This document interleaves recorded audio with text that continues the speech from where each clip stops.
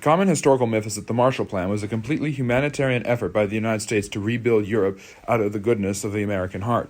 It is true that Americans felt great sympathy for Europe, especially Western Europe, in the midst of the suffering caused by World War II.